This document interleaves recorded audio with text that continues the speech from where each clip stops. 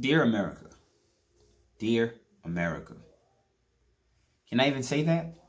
Or should I just say dear white people? Because it seems in this country that the only privileged truly are only white people. Welcome to an edition of A True Perspective. My name is Abe. And today, I wish I was here to talk about something that's light. Something that's not so heavy, you know? But at this times in this country, in this moment right now, we are dealing with so much pain and so much grief. Us as a black people are facing so much hurt and so much discrimination has been thrown our way. So much. Right now, you would have to be living under a rock to not know what is going on in this country. Because it is a lot going on. So, as I begin this video of A True Perspective, of my perspective and my take on this, I would say this. I will begin by saying this. Why is the color of my skin such a threat? Do I scare you? Why is it that me being black is such a problem? Why is it such a threat to you? Why is it such a scare? What have I done to deserve such discrimination? To deserve such hatred towards me because I am black? I ask this question speaking on behalf of every black person. So, dear America, dear white people, what have I done? Why does the color of my skin affect you so much to the point where you are killing me? Why are you destroying me? So, as we all know, of the killing of George Floyd, a man who was killed by cops, literally was killed by cops, and he was begging to breathe, just for air.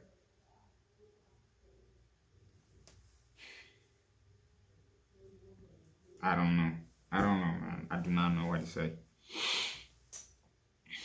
He was literally strangled with a knee. And I wouldn't be making this video if this was the first time. But I have this note right here that literally I'm going to go through, and it's going to show you different cases in this, that people have been killed, black people have been killed and been targeted for no apparent reason, for the simple fact of their skin color being like this. You know? So, at this moment, I am angry, I am confused, I am baffled, I am scared for my life. I'm afraid that even if I call 911, if I have a problem, that I'm going to be the target instead of the problem itself that is going on that I will be calling for. So yes, I am angry and I'm scared. As a matter of fact, the reason why I'm making this video today, a friend of mine, little brother of mine, reached out to me and it was like, "Hey, you should really do a take on what's going on right now. Talk about it because it matters and people need to hear it." So, whomever is at this opposite of this screen, I dare you to listen and to comment down your experience. How are you taking all of this inside? Because this is crazy. You know, it's beyond me. It's beyond belief. For God's sakes, we are in the year 2020, not the 1800s. And yet, my people are still being hunted like we're animals. Yes, black lives do matter. Anyways, let me continue. So, let's just start with George Floyd. He's killed in broad daylight. So what happens? Yes, the cops, all they get off is by them losing their jobs. They get fired. There should be more to that. It shouldn't just be you get fired. This is murder. And murder has consequences. It doesn't matter whether you're a cop or not. should be trialed. The justice system should be working to do so, to trial these people for murder. Not just losing your job. That doesn't make anything better. Because that's a life taken that we cannot get back. A few weeks back, you all heard of the case of Ahmaud Arbery. Killed while jogging, man. This boy was killed while he was jogging. I'll repeat his name again so you can remember. Ahmaud Arbery was killed while he was jogging. And the white man who killed him said this. They said that they killed him out of self-defense. This only stood, and they took their word for it, it only stood until a video came out showing exactly what happened. How he was killed, literally. He was gunned down. He was the one who had no defense. And something was only said about it because there was video evidence. So remember, they only spoke out because they had to. There was evidence. It's just shameful. It's very shameful. Very. And it's really hard. It's heartbreaking. I don't even know what to say right now, to be honest. You know? Another name. Just so you remember these names. Ariane McCree. Do you even know that name? Does it ring a bell? This is the United States. United. It's a funny word. Are we united at all? No, we're not united one bit. If we are always killing our brethren, we're not united.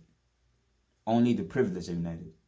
It should be called maybe the united privileged. Because we're all seen as minorities.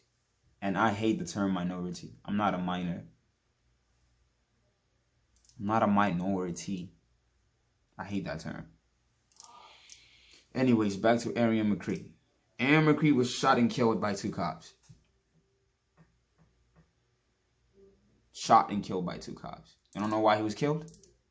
Because allegedly, keyword, allegedly, he was shoplifting at a Walmart in November of 2019, last year. You have people, literally murderers, serial killers, who walk off in handcuffs, their hands tied back. Their heads aren't being crashed to the ground. They're not being killed, but they're put on trial, and that's it. But a black man shoplifts, I'm not saying that shoplifting is right, and gets 2 bullets to the chest. 2 bullets. Where's the justice in that? Where's the fairness in that? Where is justice? Only the privileged have justice. Another name. Another name, and I will say it out loud so you can hear it. Miles Hall. Miles Hall. You want to guess what he was killed for? A 23-year-old young black man. That's who Miles Hall was. 23 years old. Was born with a mental illness. Suffered from a mental illness. And he was fatally shot by a cop in San Francisco. The reason why he was shot is the most surprising part. There was a phone call that said there was a black man who was disturbing the peace. So the police came by and they saw Miles Hall running, and he was shot because he had a long prior bar in his hands that a cop perceived to be a weapon.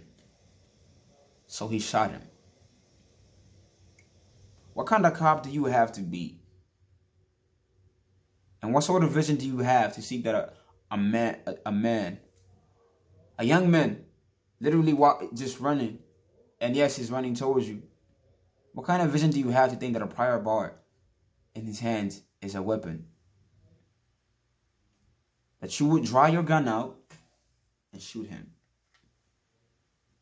Where is the justice in that? I ask again. Where is the justice in that? Where is it? We've seen this time and time again. It keeps on happening. It keeps on happening over and over again.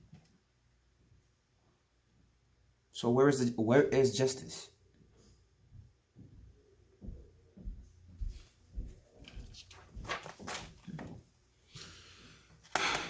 So this is the part to me that pains me the most. Even when we kneel as black people, even when we kneel, an example of Colin Kaepernick, he lost his job as a quarterback to the San Francisco 49ers in the NFL. He lost his job because he kneeled as a protest to the injustice that was affecting his people, that was affecting us black people. He lost his job. And he was told, if you don't like this country, leave and go somewhere else. And I bet there will be a person who will watch this video that will say the same thing. If you feel not safe in this country, then go somewhere else. I'll be told that. And I can take it.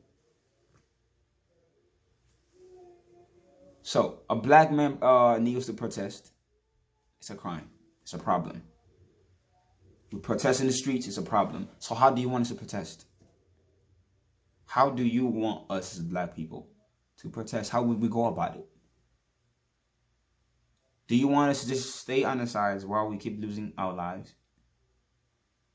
Is that what you want us to do? Is that how we should be living? Because it's not. Because it's not fair at all. Not one bit. So I ask, what can a black man do to be safe in this country? What can I do to be safe?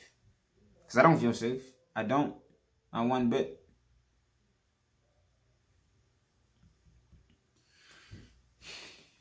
I remember how when we came to this country as immigrants, I am an immigrant. My parents are immigrants. My whole family is immigrants. I remember how when I arrived to this country, people would look down upon us.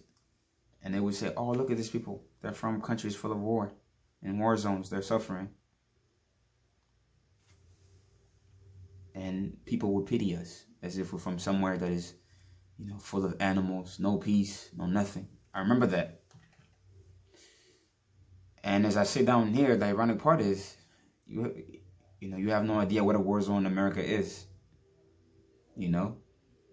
Some people outside of this country view it sometimes as a safe haven. But it's not. It's not. And that's the funny part. The fact that you can look at an immigrant and think that, oh my God, look at him, look at her. From a place full of war. But where we live right now is full of war. So I want to end with this by saying this. This is a message. A message to any white person out there. If you are my friend, if you're white, anyone, I challenge you. I challenge any white friend of mine, any person who is white, any person who will be watching this video. I challenge you to speak out and ask for change. Ask for change. Don't just tell me that it sucks. Do not just tell me that what's going on sucks and you feel bad. No, act upon it. Speak out. Let it be heard. We have all these social media platforms. What are you doing? Speak out. Be the change that you want to see. So do not just tell me. Even the cops that are good, because I'm sure there are some good cops. But I don't know if you're good if you're seeing something happening and you're not doing anything. Speak out. Act. That is a challenge. Now let that go viral. Be the change that you want to see. Speak out. Because black lives do matter. So I'll end by saying, Dear America, why is the color of my skin such a threat.